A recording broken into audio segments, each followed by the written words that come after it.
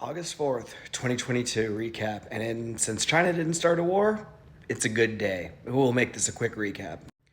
Two big stories today, and really the one I already mentioned, China, and the fact that we've got US politicians in Taiwan talking about the importance of democracy and really upsetting the Chinese government in doing so.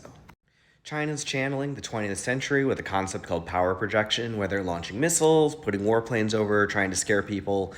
So far, it hasn't really deterred anything from the US standpoint, and we'll see where this narrative goes. But at the end of the day, China's not happy, and it's not just about the Taiwan defense, but also the fact that the government here seems to be poised to make a massive investment into the semiconductor industry, which will compete against them.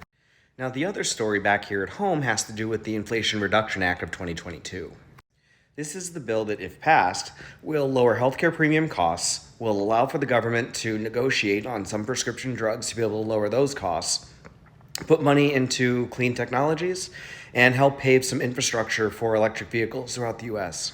In addition, the money that's being raised from the corporate tax that's a part of this thing, along with raising people's income taxes above $400,000 a year, would actually offset the cost of this and get to budget surpluses in the next decade.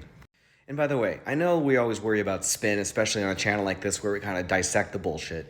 Sure, the Democrats are going to say the bill is amazing, it's going to do these great things, and it's not going to cause parts of the deficit to go up. Meanwhile, you go over to Fox News right now and OAN, and all they're talking about is raising taxes on all Americans, how much this is going to cost. We can't keep ballooning the deficit that's going to be there. Thankfully, we have an ally, those of us that care about actually getting to the heart and the facts of it. The ally is called the CBO, Congressional Budgeting Office, and their job is really important, which is to do math.